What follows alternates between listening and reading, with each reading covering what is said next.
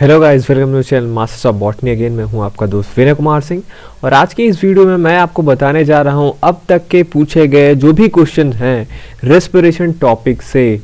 Banaras Hindu university MSc botany entrance examination जो है आपका, यहाँ पे रेस्पिरेशन से जो भी क्वेश्चन है सबका सोल्यूशन नोट्स मैं इस वीडियो में आपको प्रोवाइड करने वाला हूँ। क्वेश्चन जो पेपर में कवर कर रहा हूँ 2008 से लेके 2020 तक के, मतलब जो भी अभी तक के अवेलेबल क्वेश्चन पेपर हैं आपके बनारस हिंदू यूनिवर्सिटी के, उस पे जो बेस्ड सारे क्वेश्चन रेस्पिरेशन से आए हैं वो इस वीडियो में आपको मिलेगा और उसका सोल्यूशन भी मिलेगा। ठीक है, उसको मैंने पार्ट्स में बांटा है, सारी जानकारी दूंगा। बहुत सारे यहाँ पे मैंने ये फिगर्स वगैरह जो हैं यहाँ पे डाल रखे हैं जो आपके लिए बहुत ही हेल्पफुल होगा। देख रहे हैं काफ़ी ज़्यादा है फिगर्स, हर क्वेश्चन के लिए डाले हुए हैं और काफ़ी लिंकिंग है यहाँ पे। अगर आप जिस ओवरऑल रेस्पिरेशन को आप बुक्स में पढ़ेंगे तो आपका आता है aerobic respiration and anaerobic respiration क्या है, ग्लाइकोलिसिस क्या है, क्रेब्स साइकिल क्या है, ये सारी चीज़ें आती हैं। तो ये सारे क्वेश्चन जो हैं आपको यहाँ पे मिलने वाले हैं, उसके आंसर आपको मिलेंगे। एटीपी सिंथेस, माइटोकॉन्ड्रिया की मेम्ब्रेन में कौन कौन से है, एनारोबिक रेस्पिरेशन, लैक्टिक एसिड क्या है, एथिल अल्कोहल कब बनता है, कौन से एंजाइम में क्या लगता है, कौन सा एनएडी डिपेंडेंट है, वगैरह वगैरह जो भी सारी चीज़ें हैं वो आपको इस वीडियो में मैं बताने जा रहा हूँ। और फिर नेक्स्ट डे मैं इसका जो पीडीएफ है वो भी आपको प्रोवाइड कराऊंगा। ओके, तो सबसे पहले आपके लिए एक नोटिफिकेशन है वो मैं आपको बता दूं कि अगर आप जो है CSIR का प्रिपरेशन कर रहे हैं या सोच रहे हैं आप CSIR का प्रिपरेशन करने के लिए, तो आप जो है अनअकैडमी पे बहुत अच्छा इस समय इनका लेक्चर है शरण्या वी का। ठीक है, ये बिगिनर्स के लिए, क्योंकि जो सबसे ज़्यादा जो प्रॉब्लम होती है हमें वो होती है बिगिनिंग करने में कि CSIR में जो चीज़ें हैं वो हम कैसे पढ़ें। तो ठीक है, तो अनअकैडमी में जैसे कि अपने ओल्ड वीडियोस में अभी जो रिसेंटली एक्चुअली जो मैंने डाला है वहाँ पे मैंने अनअकैडमी में बहुत सारे जो टॉप एजुकेटर्स हैं उनके बारे में मैं बताता आ रहा हूँ आपको। उनमें से एक शरण्या वी भी हैं। ये ख़ास तौर पे जो इनका लेक्चर है ये बिगिनर्स के लिए है और इनका जो लेक्चर है ये 14 दिसंबर से स्टार्ट हो चुका है। पर डे ये वहाँ पे आपको इनके वीडियोस मिलता है। मैं आपको उनका प्रोफाइल दिखा देता हूँ एक बार अनअकैडमी पे। उससे पहले आप समझ लीजिए कि अगर आप जा रहे हैं अनअकैडमी पे, अगर आप प्रिपरेशन के लिए सब्सक्रिप्शन लेना चाहते हैं तो ये मेरे चैनल का मास्टर्स ऑफ बॉटनी का जो रेफरल कोड है बॉटनी10, उसको डालना मत भूलिए। आपको वहाँ पे 10% डिस्काउंट भी मिल रहा है अगर आप वो सब्सक्राइब करते हैं तो। अनअकैडमी प्राइस हाइक करने वाला है जल्द ही। अगर आप सब्सक्रिप्शन अभी ले लेंगे तो जो आपका अभी बेसिक प्राइस है उसमें आपको मिल जाएगा। एक बार मैं आपको वो दिखा देता हूँ साइट। तो ये रहा साइट। यहाँ पे देखिए, beginners easy to learn series life sciences CSIR net 2021 to kick start preparation of CSIR net 2021 start learning with easy topics of life sciences with top educator Sharanya V. तो इन्होंने ओवरऑल लाइफ साइंसेस में जो आपके easy topics हैं उसको आप कैसे prepare करें, क्योंकि आपको पता है बहुत सारे क्वेश्चन हैं यहाँ पे। अगर आप इजी वाले जो क्वेश्चन है वो पहले पिक करते हैं तो आपके चांसेस जो होते हैं ज़्यादा रहते हैं क्वालिफाई करने के। तो बहुत सारे लेक्चर्स हैं ये लगातार डाल रही हैं, आप ज़रूर इनके वीडियोस देखिए जो फ्री यहाँ पे इन्होंने प्रोवाइड करा है। अगर आपको अच्छा लगे तो सब्सक्रिप्शन ज़रूर लीजिए और हमारा रेफरल कोड ज़रूर डालिए उसमें। ओके, अब आते हैं हमारे लेक्चर पे। तो सबसे पहले जो मैं आपको अभी ही बता दे रहा हूँ कि जो क्वेश्चंस आए हैं रेस्पिरेशन वाले पार्ट से, ठीक है, उनको हम इन स्पेशल पॉइंट्स में बांट सकते हैं। ठीक है, इसके अलावा और आपको कुछ नहीं पढ़ना है रेस्पिरेशन में। Aerobic and anaerobic respiration, glycolysis, Krebs cycle, oxidative phosphorylation, pentose phosphate pathway, respiration quotient, R की वैल्यू जिसे आप बोलते हैं, ग्लाइकोजाइलेट साइकिल और कुछ जनरल पॉइंट पूछे जाते हैं। ये आप अभी देख लेंगे क्योंकि यहाँ पे कोई भी क्वेश्चन मैंने छोड़ा नहीं है जो 2008 से 2020 तक के रेस्पिरेशन से पूछे गए हैं। तो चलते हैं बिना देरी किए सबसे पहले क्वेश्चन पे। सबसे पहला क्वेश्चन है how many molecules of oxygen are required during glycolysis of one molecule of glucose in an aerobic eukaryote. अब एरोबिक यूकैरियोट दिया है, मतलब यहाँ पे आपको थोड़ा सा फंसाने की कोशिश किया है, इस क्वेश्चन पे दिया है एरोबिक यूकैरियोट और यहाँ पे बताया है टॉपिक ग्लाइकोलिसिस। ठीक है, पूछ रहा है कितना ऑक्सीजन रिक्वायर्ड होता है ग्लाइकोलिसिस में। तो सबसे पहले आप ये इजी कॉन्सेप्ट समझ लीजिए, ग्लाइकोलिसिस जो होता है वो एरोबिक और एनारोबिक दोनों में कॉमन प्रोसेस है। ग्लाइकोलिसिस होता ही होता है सब में, ग्लूकोज का ब्रेकडाउन होगा, जैसे यहाँ पे आप रिएक्शन देख सकते हैं।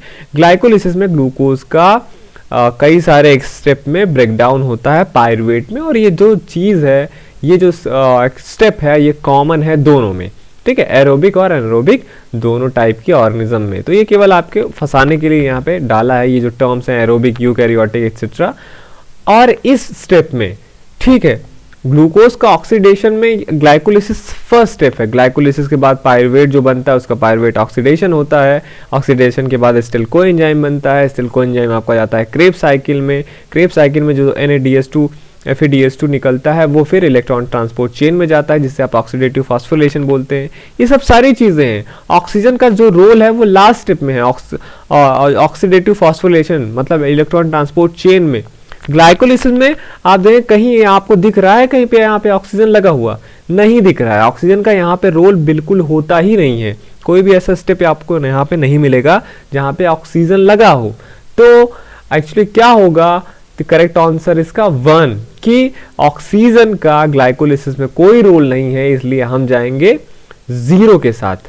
इसका एक्सप्लेनेशन है, glycolysis is the process by which 1 molecule of glucose is converted into 2 molecules of pyruvate. बस यही इतना सा कहानी है यहाँ पे, जहां पे 2 हाइड्रोजन आयंस और 2 मॉलिक्यूल्स ऑफ वाटर भी बनते हैं साथ में। Through this process the high energy molecules of ATP and NADH are synthesize, no oxygen involve in this process. तो आप देखेंगे इस स्टेप में, ये स्टेप तो आप पढ़ते ही हैं। यहाँ पे देखिए पहले ATP लगता है 2 बार, 2 ATP लगता है, उसके बाद 2 NADH निकलता है और फिर यहाँ पे 4 ATP भी निकलता है। पर अगर आपसे पूछा जाए कभी एग्जाम में नेट गेन कितना होता है, तो नेट गेन कितना होगा हमारा 2 ही ATP होगा, क्योंकि 2 लगा भी तो है, तो 2 निकलने से क्या हो गया, वो तो बराबर हो गया। तो नेट गेन हमारा 2 ATP का होता है। तो ये था पहले क्वेश्चन का आंसर। सेकेंड पे आते हैं, which of the following exhibit the highest rate of respiration. ये 2 बार पूछा जा चुका है एग्जाम में, 2x मैंने यहाँ पे लिखा है, 2 बार पूछा जा चुका है ये BHU के एंट्रेंस में, कि हाईएस्ट रेट ऑफ रेस्पिरेशन किस में होता है सबसे ज्यादा, growing shoot apex, germinating seed, root tip या लीफ बड। तो ये आप हमेशा से याद रखिए कि जर्मिनेटिंग सीड, आप कभी देखिए सीड को कभी भी ग्रो कराइए, बहुत तेजी से वो ग्रो करता है, और वहाँ पे क्योंकि फ्यूलिंग करना होता है। सीड जो होता है यूजली आपका लिपिड के फॉर्म में, यूजली वो फूड स्टोर करके रखते हैं, उसका ऑक्सीडेशन होने के लिए रेस्पिरेशन बहुत हायर रेट से होना होता है, तभी तो रेस्पिरेशन में ब्रेकडाउन होता है, जिससे एनर्जी निकलती है। तो जर्मिनेटिंग सीड्स में जो होता है आपका हाईएस्ट रेट ऑफ रेस्पिरेशन मिलता है, इसलिए different tissues and organs respire at different rate. और जो डिफरेंट टिश्यूज एंड ऑर्गन्स है प्लांट बॉडी में, वो डिफरेंट रेट से रेस्पिरेशन करते हैं। यूजफुल रूल इसका क्या है, मेटाबॉलिक एक्टिविटी ज़्यादा है किसी टिश्यू में तो हायर रेस्पिरेशन रेट होगा। जर्मिनेटिंग सीड जो होता है highest rate of respiration show करता है। ओके, थर्ड पे आते हैं, number of ATP molecules produce by the oxidation of 1 molecule of pyruvate is. कह रहा है अगर एक मॉलिक्यूल पायरुवेट का ऑक्सीडाइज हो रहा है तो कितना ATP वहां पे निकलेगा। तो अब देखिए, सबसे पहले आप जब भी पढ़िए, मैं आपको बोल रहा हूँ सारी चीजें लिंक कर लीजिए, वरना आप बहुत कंफ्यूज होंगे। ठीक, जो ये एक ग्लूकोज का जो कंप्लीट ऑक्सीडेशन होता है, जैसे मैंने आपको पहले बताया, वो एक लंबा प्रोसेस है। पहले ग्लूकोज टूटता है 2 पायरुवेट में, फिर जो 2 पायरुवेट है उसका ऑक्सीडेशन होता है एसिटिल कोएंजाइम में, एसिटिल कोएंजाइम में फिर जाता है क्रेब साइकिल में, वही सारा प्रोसेस जो मैंने आपको अभी बताया पहले ही। तो यहाँ पे पूछा है 1 मॉलिक्यूल ऑफ पायरुवेट, आपसे पूछा जाता है कि एक ग्लूकोज मॉलिक्यूल के टूटने में कितना ATP निकलता है, तो आप बताते हैं कि 36 या 38। ठीक, तो वो पूरा है, एक ग्लूकोज टूटेगा उससे 2 पायरुवेट बनेगा, आप दोनों पायरुवेट अलग अलग उनका ऑक्सीडेशन होगा, उससे पूरा काउंट करके आप बताते हैं 36 या 38 जो भी निकलता है। पर यहाँ पे पूछा है केवल एक मॉलिक्यूल ऑफ पायरुवेट, तो आप समझ लीजिए, आप बताते हैं ना 38 ATP निकलता है एक मॉलिक्यूल ग्लूकोज के कंप्लीट ऑक्सीडेशन से, पर यहाँ पे क्वेश्चन क्या पूछा है, एक मॉलिक्यूल ऑफ पायरुवेट। अब ग्लाइकोलिसिस जो होता है वो फर्स्ट स्टेप होता है, जो कि मैंने आपको क्वेश्चन नंबर 1 में बताया। फर्स्ट स्टेप होता है आपका ग्लूकोज के कंप्लीट ऑक्सीडेशन का, ठीक। ग्लाइकोलिसिस में एक ग्लूकोज से 2 पायरुवेट बनता है, लेकिन यहाँ पे क्या पूछा है, एक मॉलिक्यूल ऑफ पायरुवेट। तो अगर आप ग्लाइकोलिसिस का एटीपी काउंट करेंगे, ग्लाइकोलिसिस में एक्चुअली टोटल गेन जो होता है 8 एटीपी का होगा। दो NADH उधर निकलता है, उससे हमें 6 एटीपी मिलते हैं। तो अगर आप एटीपी के फॉर्म में कन्वर्ट करेंगे तब आप कुछ 6 एटीपी यहाँ से काउंट करेंगे। जो आप, मतलब मेरा कहने का ये मतलब है, जो आप 38 एटीपी बोलते हैं वो पूरा का पूरा NADH और जो FADH निकलता है उसको भी एटीपी में कन्वर्ट करके हम बताते हैं। तो ग्लाइकोलिसिस में एक्चुअली हमें 8 एटीपी मिलता है। तो ग्लाइकोलिसिस के प्रोसेस में तो 2 पायरुवेट बनता है। तो अब पायरुवेट की कहानी इसके आगे से स्टार्ट होती है। पायरुवेट ही बदलता है आपका एसिटिल कोएंजाइम में। तो हम यहाँ पे 8 एटीपी काउंट नहीं करेंगे, ठीक। उसके बाद हमारे पास 30 एटीपी बना। लेकिन अब ध्यान दीजिए, यहाँ पे एक ग्लाइकोलिसिस में ग्लूकोज से 2 पायरुवेट बनते हैं। एक ग्लूकोज जो होता है 2 पायरुवेट में टूटता है यहाँ पे, लेकिन एक ही पूछा है। तो लेकिन अगर दोनों पायरुवेट का आप जोड़ेंगे तो इसमें तो 8 निकला और बाकी 38 में कितना बचा, 30 आपका बचा। 30 में दोनों पायरुवेट इन्वॉल्व है, मतलब हाफ, एक पायरुवेट के लिए हाफ होगा। 30 को आप डिवाइड बाई 2 करेंगे तो 15 आएगा, इसलिए इसका आंसर क्या होगा, 15। तो हमेशा से याद रखिए, एक पायरुवेट पूछेगा तो कितना होगा आंसर, 15। और यूजुअल क्या प्रोसेस होता है, 2 पायरुवेट निकलता है, इसीलिए हम टोटल को काउंट करते हैं 38। ये हो गया। चौथे पे आते हैं, the pathway that converts fat to carbohydrates. कह रहा कौन सा पाथवे है ऐसा इनमें से जो फैट को कार्बोहाइड्रेट में कन्वर्ट करता है। इसका आंसर है ग्लाइकोजाइलेट पाथवे। मैंने आपको बोला ग्लाइकोजाइलेट पाथवे से क्वेश्चन पूछा जाता है। अब इसका मैंने पूरा एक्सप्लेनेशन यहाँ पे दे के रखा है आपका, ग्लाइकोजाइलेट पाथवे का क्या क्या होता है। प्लांट्स और कुछ बैक्टीरिया में, एनिमल्स में नहीं होता ये। जो एसिटिल कोएंजाइम होता है, बनता है, वो स्टार्टिंग मटेरियल बन सकता है कार्बोहाइड्रेट्स के बायोसिंथेसिस के लिए, ओके। और ये मैं आपको नोट्स दे दूंगा, ये आप पढ़ लीजिएगा। एक्चुअली यहाँ पे होता क्या है, जो आपका नॉर्मल प्रोसेस होता है जैसे TCA साइकिल का या क्रेब साइकिल जिसे आप बोलते हैं, या साइट्रिक एसिड साइकिल आप जिसे बोलते हैं, उसमें क्या होता है, एसिटिल कोएंजाइम आता है, ऑक्सिलेट स्टेट से मिलके साइट्रेट बनाता है, ठीक। और फिर आइसोसाइट्रेट बनता है, फिर सक्सिनेट बनता है, फ्यूमरेट, मैलेट। ये नॉर्मल प्रोसेस होता है क्रेब साइकिल का। लेकिन एक्चुअली यहाँ पे होता क्या है, एसिटिल कोएंजाइम में, ठीक, पहले तो ग्लाइकोजाइलेट साइकिल में आपका ये सक्सिनेट जो बनता है, सक्सिनेट से जुड़ता है ग्लाइकोजाइलेट और ये फिर मैलेट बना देता है, मैलेट। और एसिटिल कोएंजाइम में भी ग्लाइकोजाइलेट से मिलता है, मैलेट बना देता है। तो एक्चुअली ये लंबा प्रोसेस है थोड़ा सा, ठीक है। Animals can convert carbohydrate to fat but not fat to carbohydrate. Animals में क्या होता है, वो कार्बोहाइड्रेट को फैट में तो कन्वर्ट कर सकते हैं, लेकिन फैट्स को कार्बोहाइड्रेट में कन्वर्ट नहीं कर सकते हैं, ठीक। अब यहाँ पे 2 एंजाइम रिस्पॉन्सिबल हैं जो प्लांट्स को ये एबिलिटी प्रोवाइड कराते हैं कि वो ग्लूकोज बना सके फैटी एसिड से। पहला आइसोसाइट्रेट लाइएज, जो आइसोसाइट्रेट जो आपका बनता है वहाँ पे क्रेब साइकिल में, उसको क्लीव करके ग्लाइकोजाइलेट और सक्सिनेट बनाता है। अब एक और एंजाइम है मैलेट सिंथेज, जो कैटलाइज क्या करता है, रिएक्शन ग्लाइकोजाइलेट जो यहाँ पे बना, इसको क्लीव करने के बाद आइसोसाइट्रेट ने क्या किया, आइसोसाइट्रेट लाइलेज ने क्या किया, आइसोसाइट्रेट जो बनता है क्रेब साइकिल में उसको क्लीव करके ग्लाइकोजाइलेट और सक्सिनेट बना दिया। अब मैलेट सिंथेज क्या करेगा, ग्लाइकोजाइलेट को एसिटिल कोएंजाइम के साथ मिला के मैलेट बना देता है। अब ये जो दोनों रिएक्शन हैं ये बाईपास कर देते हैं 2 ऑक्सीडेटिव डिकार्बोक्सिलेशन स्टेप का। अभी मैं आपको आगे क्रेब साइकिल दिखाता हूँ, वहाँ पे क्या होता है। अब यहाँ पे ये एक स्टेप आप देखेंगे बाईपास हो गया, 2 स्टेप, जहाँ पे 2 बार कार्बन डाइऑक्साइड निकलता है, तो वहाँ पे कार्बन डाइऑक्साइड नहीं निकला। नेट रिजल्ट क्या हुआ, यहाँ पे जो क्रेब साइकिल होना था वो ग्लाइकोजाइलेट साइकिल हो गया। 2 मॉलिक्यूल आते हैं एसिटिल कोएंजाइम के, वो ग्लाइकोजाइलेट साइकिल में इंटर करते हैं और एक मॉलिक्यूल बनाते हैं मैलेट का, और फिर वो ऑक्सिलेट स्टेट बन जाता है, ओके। जो 2 कार्बन यूनिट्स हैं एसिटिल कोएंजाइम के, वो 4 कार्बन यूनिट मैलेट बनाते हैं, फिर वो कन्वर्ट होता है ऑक्सैलो स्टेट में। Glucose can then be produce from oxaloacetate by gluconeogenesis. फिर एक प्रोसेस होता है ग्लूकोनियोजेनेसिस, उससे क्या होता है, ऑक्सैलो स्टेट से ग्लूकोज बनाया जा सकता है, ठीक। अब ये सारे जो हैं स्पेशलाइज्ड ऑर्गन इन प्लांट्स, अब ये जो प्रोसेस है ग्लाइकोजोम में ये होता है। ठीक, ग्लाइकोजोम्स जो होते हैं यही साइट होते हैं आपके ग्लाइकोजाइलेट साइकिल के। ठीक है,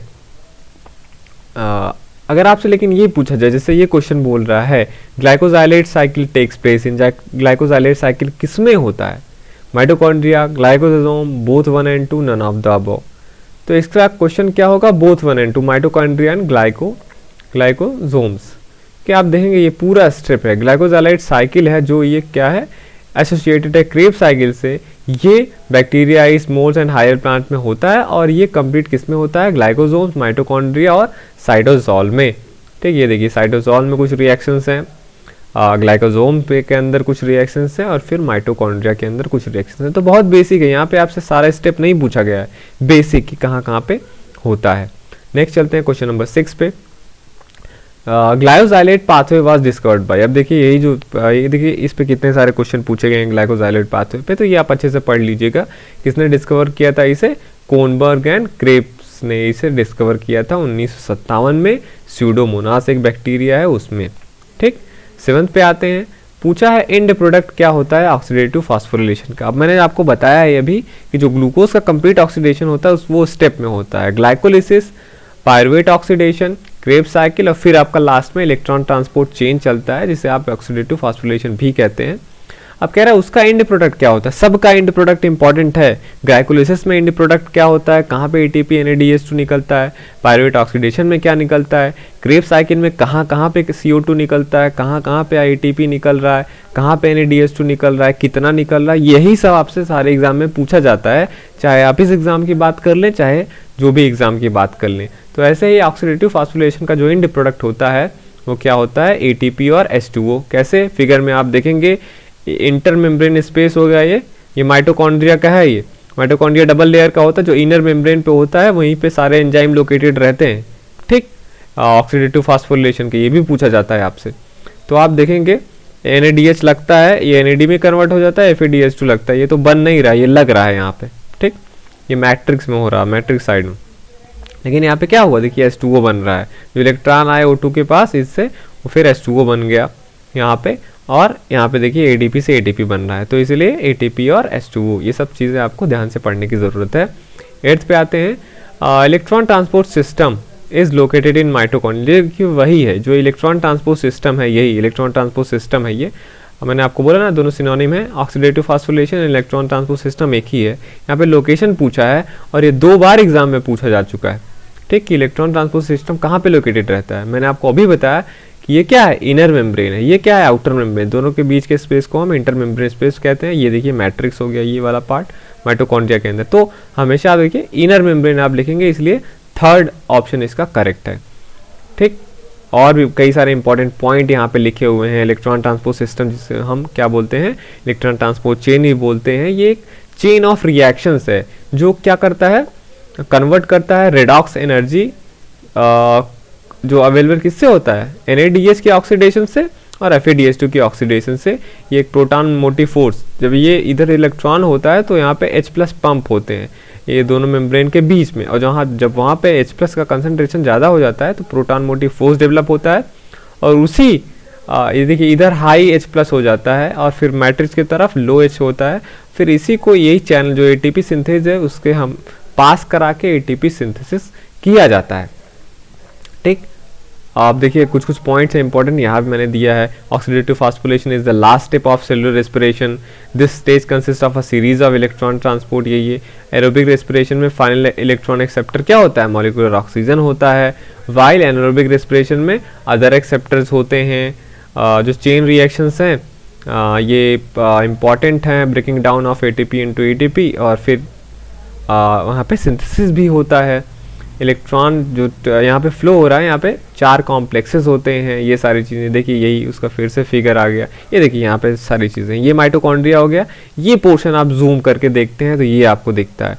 ये आउटर मेम्ब्रेन, देखिए बाहर साइटोप्लाज्म आ गया। ये आपको माइटोकॉन्ड्रिया के membrane, cytoplasm, outer membrane, inter membrane space हो गया, ये इनर मेम्ब्रेन। इसी पे सारे आपके एंजाइम लोकेटेड रहते हैं। ये कॉम्प्लेक्स फर्स्ट हो गया, ये देखिए फर्स्ट लिखा है, second, third, complex fourth, complex fifth हो गया आपका एटीपी सिंथेस। तो ये क्या है, सबका अलग अलग नाम है, ठीक है। साइटोक्रोम सी कहाँ पे है ये भी है, कहाँ पे क्या क्या बनता है ये भी चीज़ें यहाँ पे इन्वॉल्व हैं। अब आते हैं क्वेश्चन नंबर 9 पे, which of the following reactions is suggestive of oxidative decarboxylation. कह रहा है कौन सा इसमें से रिएक्शन है जो आपको वो बताता है कि ये ऑक्सीडेटिव डिकार्बोक्सिलेशन है। तो ये भी जो क्वेश्चन है आपका ये क्रेब्स साइकिल से आया हुआ है। क्रेब्स साइकिल जब आप पढ़ेंगे तो वहाँ पे डिकार्बोक्सिलेशन होता है, मतलब CO2 का निकलना, ठीक है। देखिए ऑक्सीडेटिव डिकार्बोक्सिलेशन क्या है, is a process in which carbon dioxide is produced through the removal of carbon group as a result of oxidation reaction. These are vital in many biological process, जैसे कि citric acid cycle एक example ही है, respiration में आप पढ़ रहे हैं तो उसी से क्वेश्चन इसलिए पूछा गया है।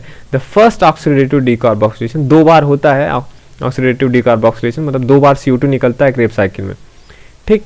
फर्स्ट वाला क्या होता है साइट्रिक एसिड साइकिल में, NADH और FADH2 produced oxidative decarboxylation, carbon dioxide produce, ठीक। Occurs in third step, third step में होता है, आप भी आपको साइकिल दिखा रहा हूँ, थर्ड स्टेप में होता है जहाँ पे NADH बनता है और 5 carbon compound alpha keto glutarate भी बनता है। द एंजाइम इज यहाँ पे ये आइसोसाइट्रेट डिहाइड्रोजिनेज रिस्पॉन्सिबल है। Oxidative decarboxylation of alpha keto glutarate by alpha keto glutarate dehydrogenase occurs in the fourth step, और चौथे स्टेप में भी ये होता है। The product of the reaction is a 4 carbon molecule succinyl coenzyme में। देखिए एक बार यहाँ हो गया आपका आइसोसाइट्रेट से जब अल्फा कीटो ग्लूट्रेट बन रहा है और आइसोसाइट्रेट डिहाइड्रोजिनेज एंजाइम यहाँ पे काम करता है, तो एक बार यहाँ पे ऑक्सीडेटिव डिकार्बोक्सिलेशन होता है, कार्बन डाइऑक्साइड निकलता है, और फिर जब अल्फा कीटो ग्लूट्रेट से सक्सिनिल कोएंजाइम बनता है तो वहाँ पे आपका कार्बन डाइऑक्साइड निकलता है। ये रिएक्शन जो है अल्फा कीटो ग्लूट्रेट डिहाइड्रोजिनेज द्वारा कैटलाइज होता है। तो यहाँ पे आप देखेंगे कन्वर्जन जब क्या हो रहा है, आइसोसाइट्रेट से ऑक्सैलोसक्सिनेट नहीं, ये तो नहीं बनता। ये देखिए conversion of alpha keto glutarate to succinyl coenzyme, ये देखिए alpha keto glutarate to succinyl coenzyme है, इसी के बीच में यहाँ पे हो रहा है। तो यहाँ पे एग्जाम्पल दिया हुआ है, तो थर्ड के साथ हम जाएंगे, ठीक। क्वेश्चन नंबर 10 पे आए। The inter conversion of glucose 6 phosphate and fructose 6 phosphate is brought about by the enzyme. कह रहा है, अब देखिए ग्लाइकोलिसिस में जब आप देखेंगे ग्लूकोज 6 फॉस्फेट से फ्रक्टोज 6 फॉस्फेट बनता है, तो वहाँ पे सिंपली पूछा है कौन सा एंजाइम आपका लगता है। आंसर नंबर इसका 2 सही है, फास्फोग्लूको आइसोमरेज। ये इंटर कन्वर्जन जब होता है तो आइसोमरेज ही जनरली होता है, तो ये गेसिंग पॉइंट है आपका। काइनेजेस जो होते हैं फॉस्फेट कैरी करते हैं, आइसोमरेजेस जो होता है इंटरचेंज करते हैं फॉर्म में। तो ग्लूकोज 6 फॉस्फेट फ्रक्टोज 6 फॉस्फेट में कन्वर्जन होता है, इंटर कन्वर्जन, उसके लिए आइसोमरेजेस ही होंगे, तो आसानी से आप फास्फोग्लूको आइसोमरेज टिक कर सकते थे। फिर भी आपको मैं फिगर में दिखा दे रहा हूँ, वही पुराना है। ये देखिए ग्लूकोज 6 फॉस्फेट से जब फ्रक्टोज 6 फॉस्फेट में कन्वर्ट होता है तो यहाँ पे कौन सा एंजाइम लगता है, यही पूछा है, फास्फोग्लूको आइसोमरेज। तो आप सिंपली इसका जो है आंसर दे सकते थे, ठीक। तो ये सारी चीजें हैं, वही बार बार उसी चीजों से आपसे क्वेश्चन पूछा जाएगा, ठीक। तो अब इसका और भी सारे क्वेश्चन है जो मैं सॉल्व करूंगा इसके नेक्स्ट पार्ट में। ओके, तो मिलता हूं मैं आपसे नेक्स्ट वीडियो में। Thank you for watching this video.